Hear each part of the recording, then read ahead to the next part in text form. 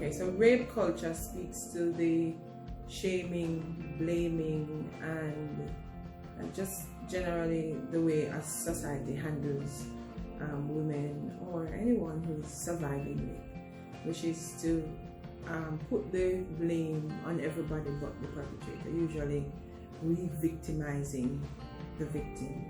And so it goes, in Jamaica, how it goes is a woman is raped, a woman is sexually assaulted, and we ask questions like, what was she doing there? What was she wearing? Didn't she know she shouldn't? So we engage in victim blaming. The other thing that we do with that blaming is shaming the victim. So we say things like, we create an environment that the victim feels as if she's at fault. And because she's at fault, she feels, or he feels as if I cannot speak. Because if I speak, I'm going to look bad and so on. So how it plays out is exactly that. We do not put the blame where the blame should go. We do not say, okay, who is it that did this, and this person must be brought to justice, and we believe you.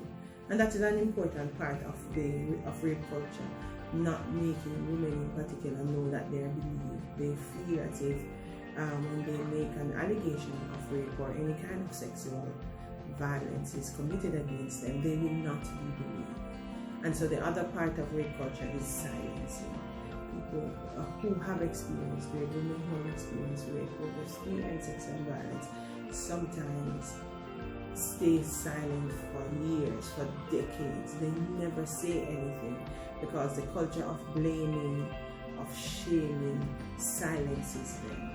And so we have a culture that says that the perpetrator must not be named. And so if you look in our culture, in our jurisprudence, there is this tendency to protect the name of the perpetrator.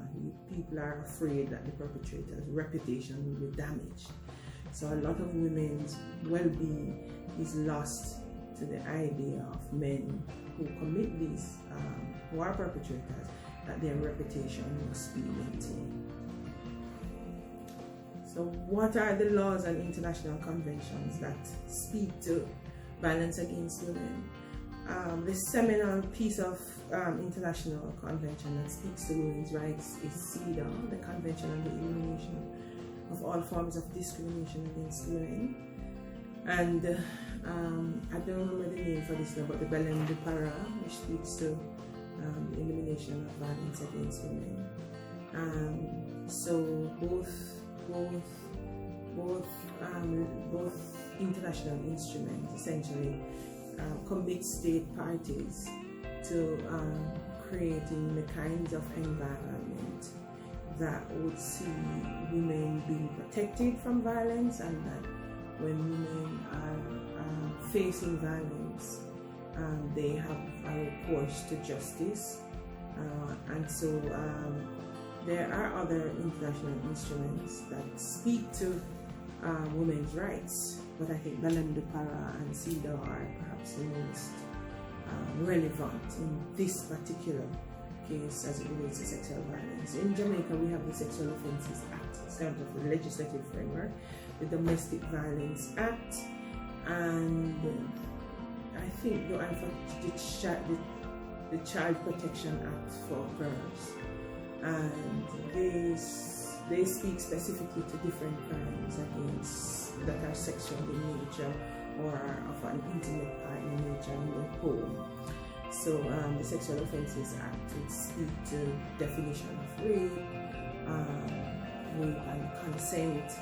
The Domestic Violence Act speaks to rape or any kind of sexual violence in the home in the context of relationships, intimate partner relationships and marriages, between family members and so on. And the Child Protection Act and the Sexual Offences Act speak to children being protected from those offences, and speaks to the age of consent. Just the other day, when the Sexual Offences Act and other acts were reviewed, It recognized marital rape as an offense. It recognized the stalking as offense. And in the area of punishment, it included aggravation, meaning it spoke to vulnerabilities such as women with disabilities, women who are pregnant, older women, young girls. If they are raped, then the sentencing becomes much harsher for the perpetrator because of their particular vulnerabilities. Are we making strides in Jamaica? Where are we making strides? I think in the field, in legislation, we make strides. The law is reviewed regularly. The laws are reviewed regularly. And because they're reviewed regularly and women's organizations are organized, they get to add their voices to what they think the laws should look like for a new dispensation. So I think we're making strides in respect of being able to contribute to legislative change.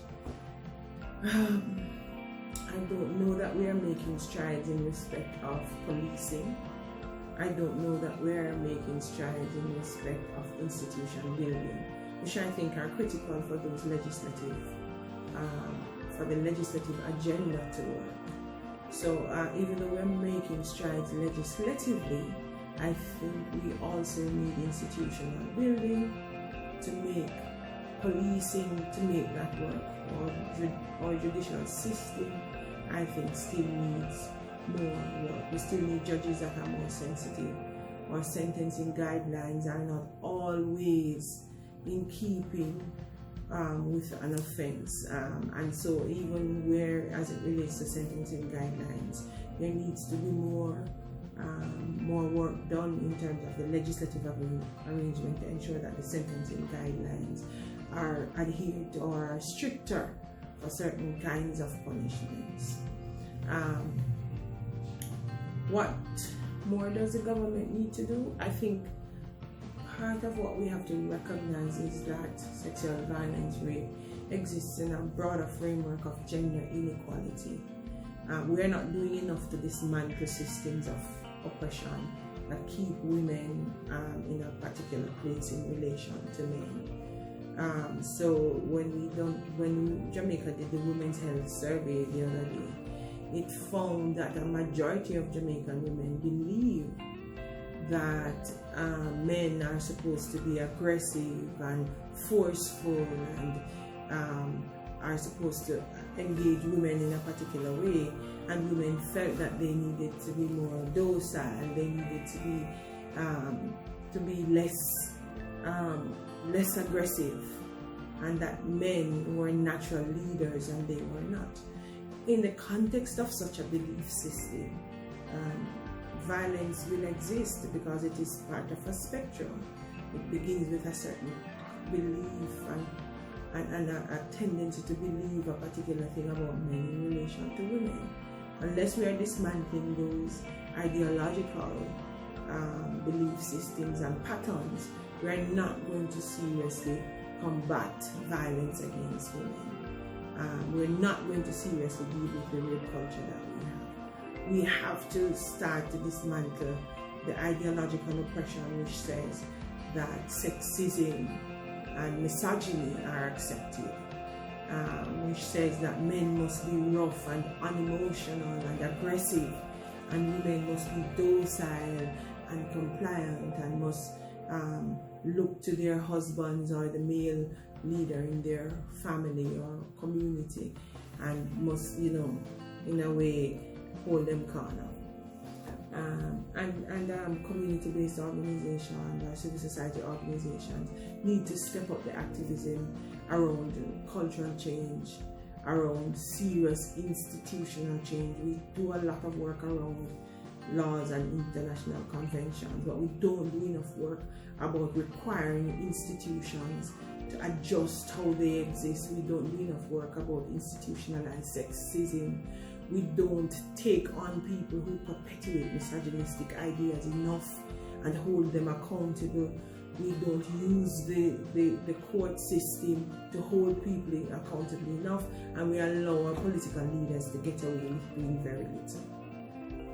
The Beijing Platform for Action gave us a reference and a framework to work in as women activists, as women's rights advocates, and I think it's for us 25 years after to look to see how far we have come and to see where we have made strides and where perhaps we haven't.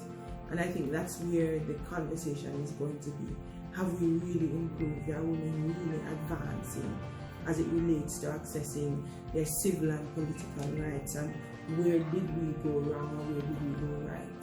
So I think Beijing 25 is a wonderful opportunity to reflect and see how much how far we've come since 1994.